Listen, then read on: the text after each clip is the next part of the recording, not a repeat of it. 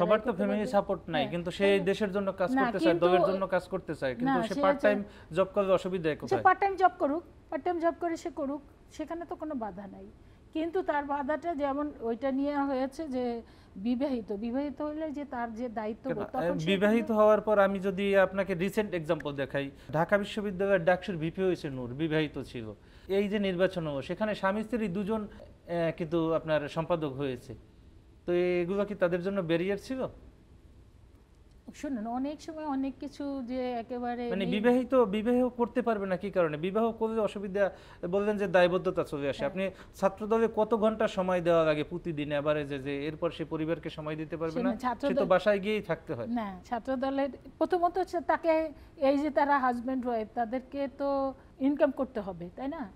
অথবা ইনকাম যদি ছাত্রদলেরই হয়, দুজনই ধরেন ছাত্রদল করে, আমি ধরলাম যে তারা ইনকাম করলো না, তাদের ফ্যামিলি স্টুডেন্ট দেখে তাদেরকে সাপোর্ট দিচ্ছে, এটা একটা গেল।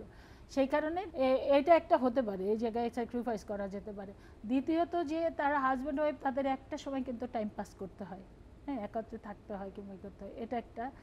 আর তৃতীয় হলো যে এরপরে যদি হাজব্যান্ড হিসেবে ওয়াইফের যে দায়িত্ব আছে এটা তাকে মেনটেন করতে হচ্ছে, আবার ওয়াইফ হিসেবে হাজব্যান্ডের যে দায়িত্ব আছে এটা কিন্তু সে অস্বীকার করতে পারবে না, তাকে করতে হচ্ছে। এই জন্য কিন্তু তাদের একটা টাইম ওখানে পাস করতে হচ্ছে, পড়াশোনার জন্য তাদের একটা টাইম পাস করতেছে। আর থাকে কতটুকু সময় থাকে। তা আর যদি ধরেন এই টাইমটা যদি একজন ছাত্র তার যদি অবিবাহিত হয়, সে পড়াশোনা করলো, তো অবিবাহিত হলে যে তার ওয়াইফের জন্য যে টাইমটা দিত না, তার ওয়াইফও তো স্টুডেন্ট থাকবে, যে তাকে স্টুডেন্ট থাকুক আর যাই থাকুক, তারা হাজব্যান্ড ওয়াইফ, তো তাদের তো একটা টাইম দিতে হবে, সেটা তো তারা একত্রে থাকতে হবে।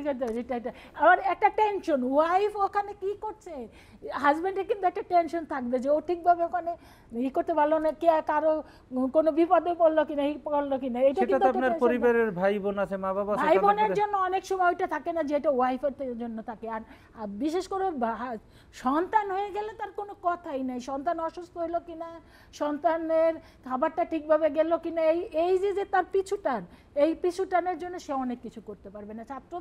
ছাত্ররা নেতৃত্ব মানে কি? ছাত্র নেতৃত্ব মানে আমরা যেটা বলতাম সেটা হলো অন্যায়ের সাথে আপোষ না করা, অন্যায়ের বিরুদ্ধে সোচ্চার থাকা, যেটা আমরা ন্যায় প্রতিষ্ঠা করা একই সাথে, যেটা যুব দল কিছুটা পারে।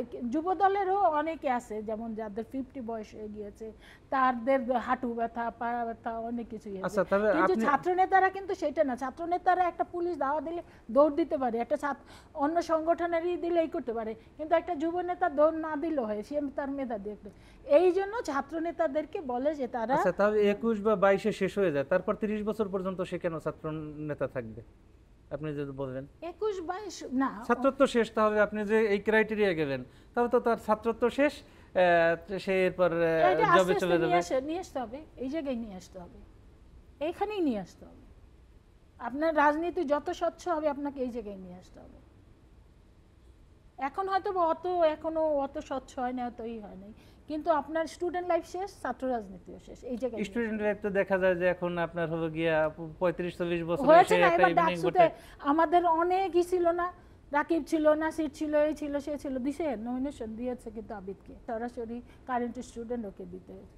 তো এইভাবে কিন্তু আস্তে আস্তে করে এই ধারাই চলে আসবে। ছাত্র দলের কেন্দ্রীয় নেতাও কিন্তু এই জায়গায় আনতে হবে, আপনার এই ধারায় আসতে হবে, যে স্টুডেন্ট না হইলে আমি তো দেখি যে কারণ আপনার এই যে ধরেন একটা কারেন্ট স্টুডেন্ট, তার ক্লাসমেট থাকে, তার রুমমেট থাকে, তার ইয়ারমেট থাকে। মানে আপনি বলতেছেন, আমি বলি শুধু যে ছাত্রদল করে দায়বদ্ধতা থাকে, এই কারণে সে রাষ্ট্রীয় আইন এবং ধর্মীয় আইনকে উপেক্ষা করে বিবাহ করতে পারবে না, এটা হলো গিয়ে আপনার মানে আপনাদের মতামত এরকম? রাষ্ট্রীয় আইন ধর্মীয় আইন তাকে তো বাধ্য করা হয় নাই, সে মানে ছাত্রদল করলে সে এটা মানে এগুলোকে তাকে ভাইভেট করতে হবে। তার কাছে সে যদি করতে চায়, সে সংগঠন করবে না, এটা করবে না, যুবদল করবে, অন্যই করবে।